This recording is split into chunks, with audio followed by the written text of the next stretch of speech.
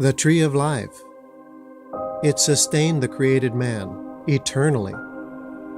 Isaiah said, "Eat that which is good, and your soul will delight in its fatness." Making man a subject to knowledge of good, it was the tree of hope. Hope is to trust. Keeping man in God's presence by this tree gave man the will of the Father, providing a will power. But how does a father learn the character of man? Only by subjecting or allowing the presence of another will, one designed around vanity or self. Romans 8:20. For the created man was made subject to vanity, not willingly, but by reason of him who has already subjected this man in hope. Two different views. One man knows, the other he doesn't. One tree provided eternal existence, the other proud and beautiful to the eyes, that drew one's desire to get to know, vanity and self-will. One tree gave men the will of the Father through obedience. The other had its own way and willpower. Two trees, two wills, one choice. The choice will reveal the character of man. Man did not receive his own will, but only freedom to choose for himself. Step outside this will, and another will exists, one that takes captive and sets snares. 2 Timothy 2:26, that they may recover themselves out of the snare of the devil, who were taken captive by his will. And once taken, it is war to get it back, because you don't know what is God's will. Romans 8:22, for the will is present with me, but how to perform that good thing I cannot find. God's will is a created design. Man has only a determined resolve.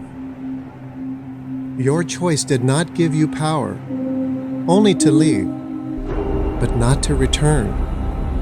Determined resolve only places you in a wrestling match. Romans 7:19, for the good that I will to do, I don't do, but the evil that I will not to do, that I do. This determination to return to the Father reveals only one thing: man has no will. Very clever deception. Man is promised by the serpent knowledge of good and evil, but with no power to perform that which is good. What a lie! Man chooses to return to God, that is good. But for this manifestation to occur, you will need to stand in the fire as a living sacrifice. It is your reasonable service, your only earnest expectation as a created man. Romans 8:19, for the earnest expectation of the created man waits for the manifestation of sons of God. This is not the blink of an eye kind of rapture.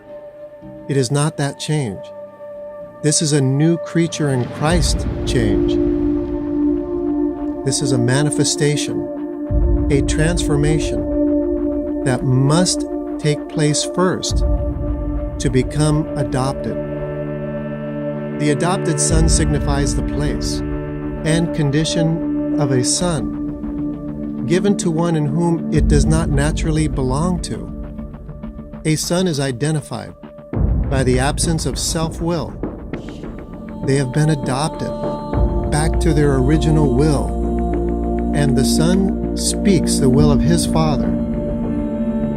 John 4:34, Jesus said to them, my meat is to do the will of him that sent me, to finish his work.